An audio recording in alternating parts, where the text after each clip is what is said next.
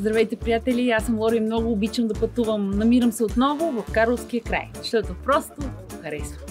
Гроздобере и в това видео главният герой ще е Негово величество Грозето. А от него се прави чудесна домашна ракия. Едва ли има нещо по-традиционно от варенето на ракия. Повечето хора в България обожават тази огнена напитка. Отдавна искам да присъствам на целият процес на варене на ракия и сега ми се отдаде чудесна възможност. Даже и времето е слънчево, топло, началото на октомври месец. Всичко това ще стане факт благодарение на моите приятели от Карлово, Жоро и Стоил. И двамата са планинари, и от двамата съм научила много за планините, и двамата са табитлии и обичат хубави мезета, и двамата приготвят домашно вино и ракия, и двамата са се качвали на най-високия връх в Европа – Елбрус. Варенето на ракията е дълъг процес и започна още по-тъмно. Айде! Да, вече няма време, айде!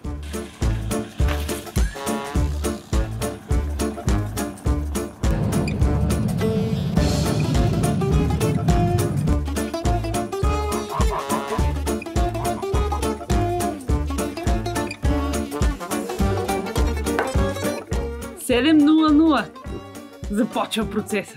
Всичко започва с запалването на огъня. Беше леко хладно сутринта и добре се получиха нещата от огъня.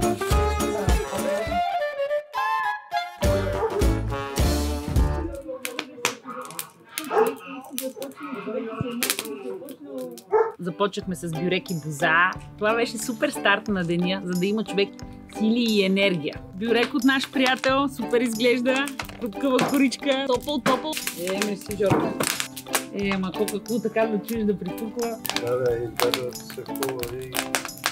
Горят харесват. Защото гладна мечка корона играе, нали? Да. Пък и ара приказка. Чакаме. След като огъня е запален, трябва да се чака. Колко часа за да потече? Сигурно 2-3. Как каза Жорка? Един? Около час и половина, 2, зависи от огъня, зависи от количеството на материала. Час и половина, 2. В случая има около 500 литра. 500 литра джибри. Оха, кафе. Много благодарим. Леле, много ми е вкусно. Казан за ракия съм виждала, имаше и на моето село. Но казанджиница, като от едно време с толкова медни казани, не. И много ми хареса атмосферата.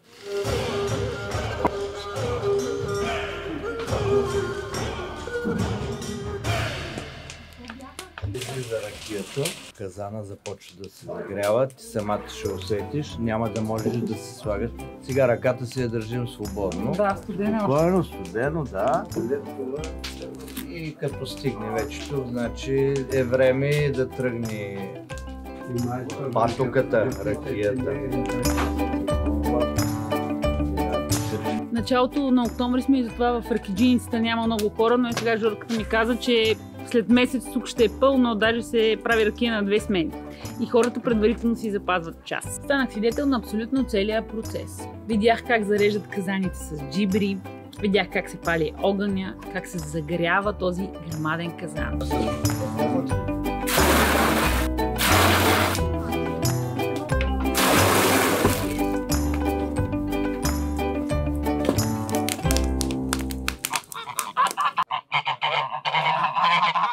И изобщо не се оплаших от гъските.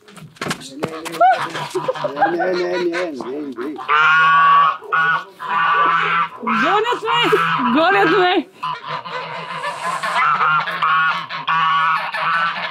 И имаше табела зло куче, а всъщност трябваше да се пазим от гъсоците, които щъкаха около казанджийниците. Този гъсок е доста наперен, агресивен и гони хората, особено тръгнат ли да бягат, ето това се получава. Голяма изненада за мен беше казанджията, който се оказа казанджийка, Тинчето. Много усмихната, много приветлива и гостоприемна, разказа ми толкова много за ракията. Добре, дай дърва! Значи моя мъж не знаеш как да вари ракия. Моята авантюра с ракията започва. Примерно ми се правим на колко градуса? 48-50 градуса. Беше той както си я изкарал от казана. А на солики правят ли си сега? Правят ли си хората още? Добре, а на сона кога се слага? Втората? Преварката се слага. Вече знам как се прави каровската анасолийка. Няма тайни, няма скрито покрито, приятели. Взимаш анасона, знам колко количество трябва да се добавят в казана и да се получи тази бяла течност. Но това е друга история. Да, той каза, че без втората, нали? Да. Всичко на едно. Всичко на едно излиза и ракията стои по-остра. Дори и да е меден казан, примерно серпентината, вътре ники е медна и съвсем друг става вкуса на ракията. И от това много зависи. Да, много зависи. Като е много силен огъня, като сръбни казана, изхвърля водата през водната риза и затова трябва да намалим огъня. И отзад ракията тече топла. Много обичам конете. Как се казват? Тая сивата е Бела, а пък това е Стоянчо. Това е червения.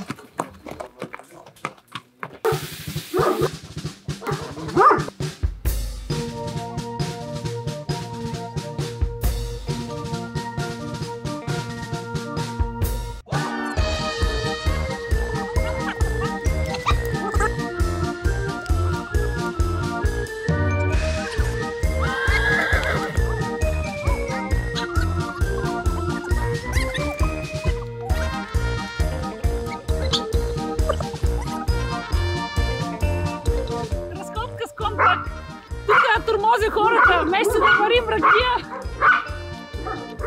Много е красива, добра и ме изтърпя. Чао, Бела. Чао. Слизам. Ще хваща се на един крак и слизаш. Леко си.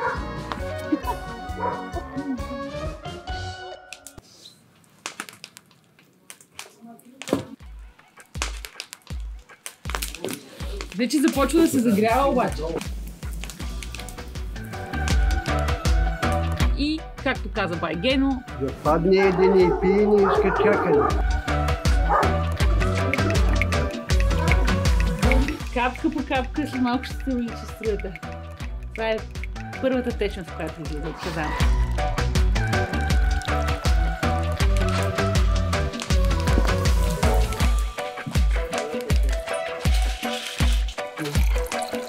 Добър звука.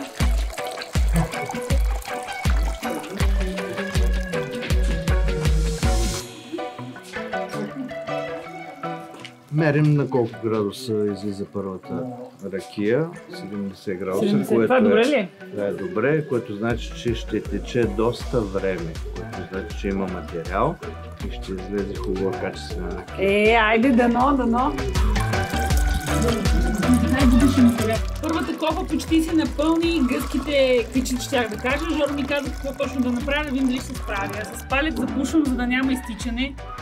Оп, вадя тази кофа, леко внимателно. Помагаме Мерси за първата. първи път. Да се лей. Айде. Започваме да не се прашиме. Да. По мое изчисление, ако всичко е наред, трябва да изкараме около 200 литра патока. Една кофа излиза за 15 минути. Се пълни цялата, добре. Да, ако върви нормално, което значи, че 60 литра вадим за 1 час. На около 3 часа трябва да излезе патоката, след което ще направим преварка. Патоката е първата течност, която излиза. Двама са нужни поне за варенето на ракия. Единия следи огъня, другия течността. Кибиците? Се уморихме, втора кофа чакаме. Айде, помощ, слагай. Втората кофа.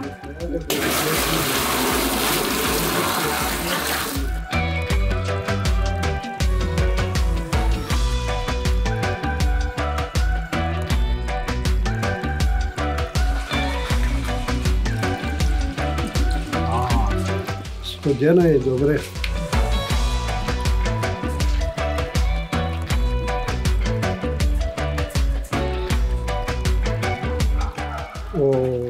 Супер! Много е добре. Чудно е направо. Давай да не разливаме кофата. Така. Така. Няма да изтича, спокойно. Капка не трябва да изтича.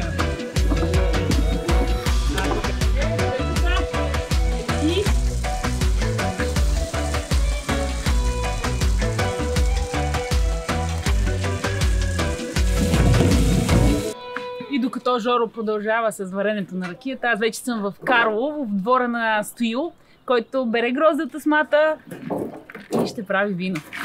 Помагам! Гроздоберачка, гроздомелачка, ракиджика и какво ли още не. Значи омръзваме да ме питат какъв съм на Лора. Омръзваме. Где на Балкан ме срещнат съвсем непознати хора. Лорчето снимай как бире. Един работи, двама го гледат. И повече понякога. Кара да мисля, виж колко са измамни медиите и снимките. Айде. Опа. Айде, бурека. Айде. И сега пак. Лесно е с машина, нали? Доставя ми истинското удоволствие, трябва да ми.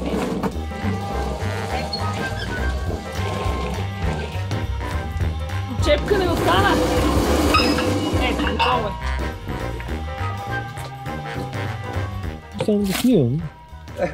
Ние от теб не очакваме друго, моля се.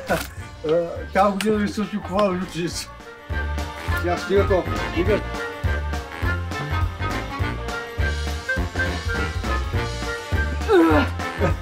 Добре, че съм. Добре, че ходиш на фитнес. Добре, че ходя на фитнеса ми, да. Не е толкова леко, наистина. Ето, едни приказки. Който ходи на фитнес, така работи. Да. Това са бидони джибри, бяло грозде и всеки ден трябва да се бъркат. За първ път го правя. Ама трябва хубаво, нали? Ето. О, и вътре има мехурчета, балончета, започнала е ферментацията да бушува.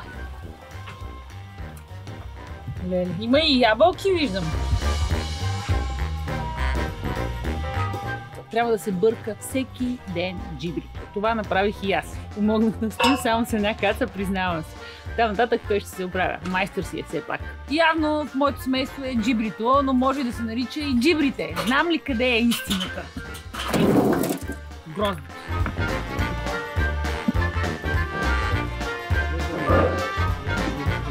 Какво е? Чака още един ден. Чакай. Там ще го такова, ще го изпуснеш, бе, голямо... ти знаеш какво си. Снимам. Трябваше да се нагласи, малко се гримираме като... Да бе. Се гримираме.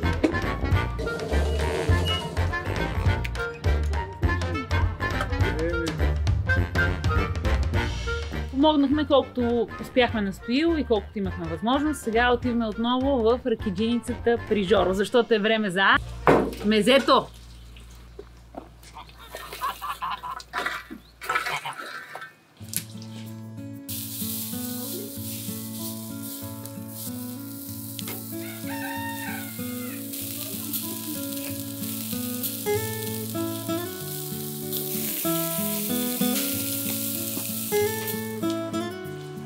Вътре има сланина нарязана на купчета, натрошено сирене, лук нарязан на купчета, малко чубрица и след малко домат. Плънката за чушки.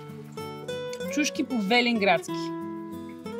Рецептите знам от Мария Врамова. Здраве, леко и се готвят вътре.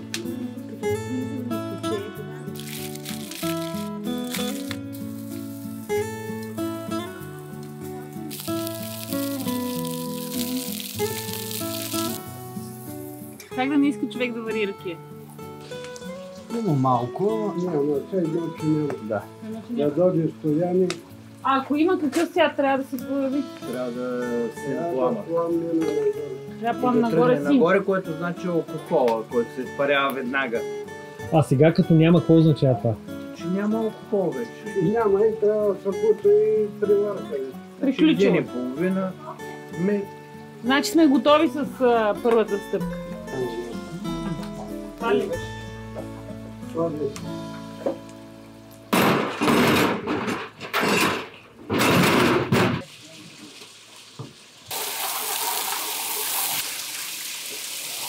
Какво правим сега? Мий казаня да и чист. Сайджа пусни, измива го с мъркуче и след това го затваря и слагаме патоките и това е.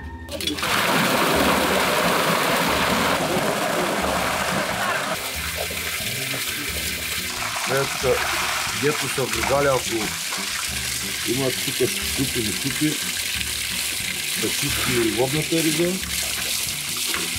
Ето работата търкат. Но малко да... Иначе ако не са прави приварка, това са пренебрегва.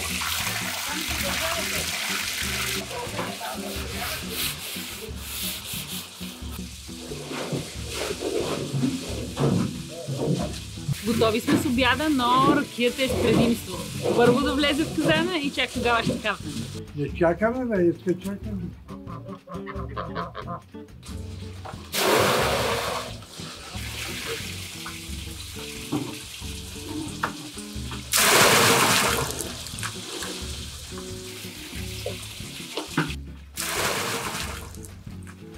Това, което сме варили, оставих 20 литра.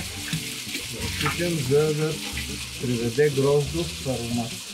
Ето, даже си издава Жоро тайните. Това никъде го няма. Не е да си всеки го знае. Не е всеки да си дава тайните, да, браво, мерси. И това, нали всичките? Да. Слага се сода, за да убие киселинността.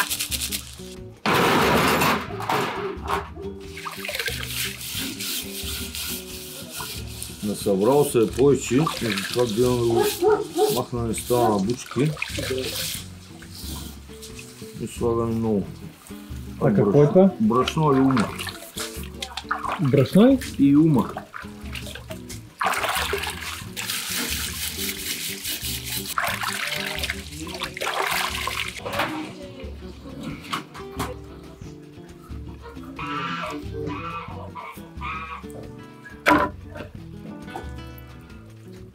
Възобновяваме огъня, трябва да вдигнем температурата, за да продължи процеса. Сега наново загрявам и чакаме да... Аз съм я варила смокини с такова. Вижте тичето какво ми подари. Мерси много, Тинче. Да. И да се сетиш другия плод какъв е, освен смокини. Чакайте, сега ще питам Стоян какво беше. Вътре има смокини и още един плод, ще се сети и ще ми каже. Докато чакаме да се загрее казана, ще хапнем. Време е. Той е дошъл. Мария не е идвал. Стоил ни даде люти чушки, каза, че били върло люти. И аз сега ще пробвам една. Опа. И сега ще пробвам една. Като ли? Не, въобще. Тя е сладка, бе. Те са ги объркали, сигурно прерасна. Не, сладка е наистина. Тази няма. Няма люто. Малко са. Връщаме му ги.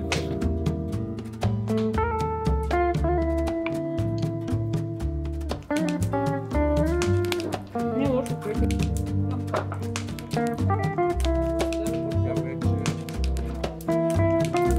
Любезните ни домакини тук ни почерпиха с домашно сирене, хубава сланина. Май няма да е първият път, който ще ти досаждам, докато вариш ракия. И следващия път ще И бъде. следващия път. Тръгна да ще хванем първата ракия първак, която е много силна, ще я премерим. Със сигурност е 80 градуса нагоре. Не я пием нея. Не я пием. Около 3 литра хващам на това количество, което сме сложили.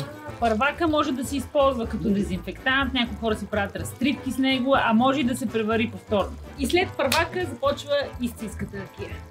И веднага мерим да видим алкохолния градус. Колко ли ще е? Давай предположение. 65. Аз казвам 70.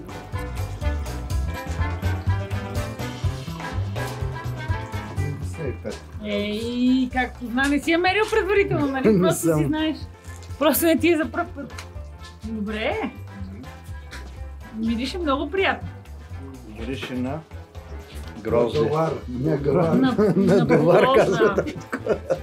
Мирише на площа. Да гледат на леки. Старшията да си каже А, на здраве. тежката дума. Ако не става за пени, да я хвърляме в канала. Супер. От 100 кг излизат от 8 до 12 литра ракия, ако не слагаш захар. Добре.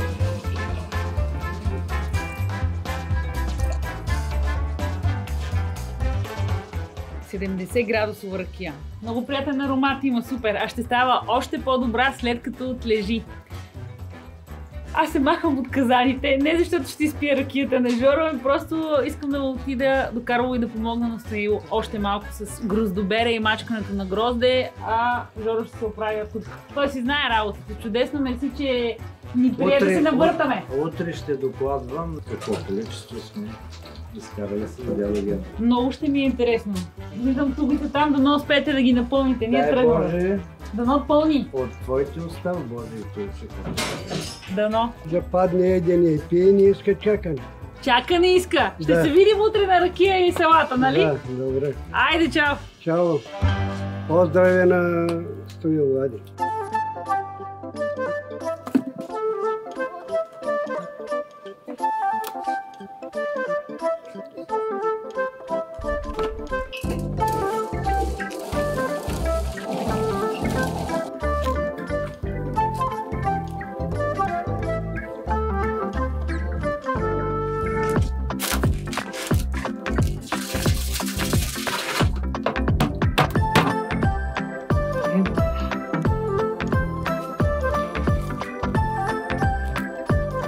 Казах ви, че Стоил и Жоро са опитни планинари и табятли.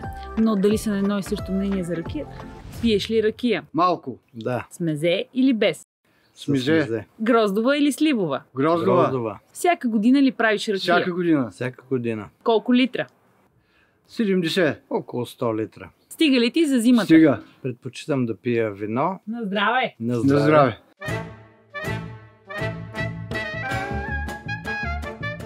Ракията събира приятели на маса. На здраве! На здраве. Здраве. Айде, живи и здраве да сме. Айде. Здраве, Да сварим, пак пак да. да ни събере на маса. Айде, село на здраве. Здраве. Много добра пивка, хареса ми. Вчера много ми хареса деня, беше толкова вълнуващ за мен. Казаните с ракия, Асмата стои обра и с наша помощ. И Жоро направи ракия. Колко литра успях да направиш? При заложени 450 литра гроздов сок изкарахме 80 литра ракия, като си имах предвид, че сме сложили 40 кг захар. Градуса на ракията е 60 градуса, което е добре. От тук нататъка се оставя да отлежи. Може и да се градира на по-нисък градус, за да става за пиене. А градира означава да се разреди, нали? Да се разреди Дестилирана с вода. дестилирана вода, точно така. Вече аз знам, толкова много нови неща научих за ракията. На здраве за този повод! А бай Гено доволен ли сега в крайна сметка? Бай Гено да каже дали е доволен. Справихме ли се? Дали откараме работа, то това е по-важното. Знаеш ли, разбрах, че трябва търпение цялата работа. Да падне едене и пие, не иска чакане. Иска чакане, Това да. е. На здраве! За ракията и хубавите български традиции. Толкова.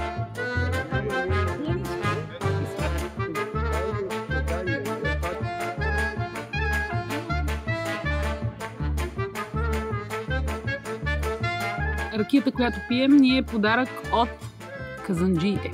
Стоян и Тинчето. Много ви благодаря, Стоян и Тинчето, защото си изкарах страхотно на вашето място. Знаеш, че казанджиите са готини хора, ама чак пък толкова. А ракията е от смокини и дренки и чудесно се комбинира с шопската салата с хубав български розов домат. От Карловско, разбира се. Тук са най-хубавите плодове и зеленчуци в цяла България. Вчера помагах или по-скоро наблюдавах как се вари ракията. Брак грозде, мели грозде, бърках джибри и благодаря на моите приятели от Карлово, че ме изтърпяха и ми показаха най-интересните неща. Надявам се видеото да ви е харесало, приятели, без значение значение къде по света се намирате и да ви е донесло само положителна енергия и емоции. Ние си изкарахме страхотно тук в Карловско, както всеки път. Обожавам този край на България. Ако видеото наистина ви е допаднало, харесайте го, споделете го с най-близките си хора и не забравяйте да се абонирате за канала ми. Може да ме последвате в Instagram и във Facebook. Аз съм Лора, казвам ви на здраве, чао, до скоро и приятен път!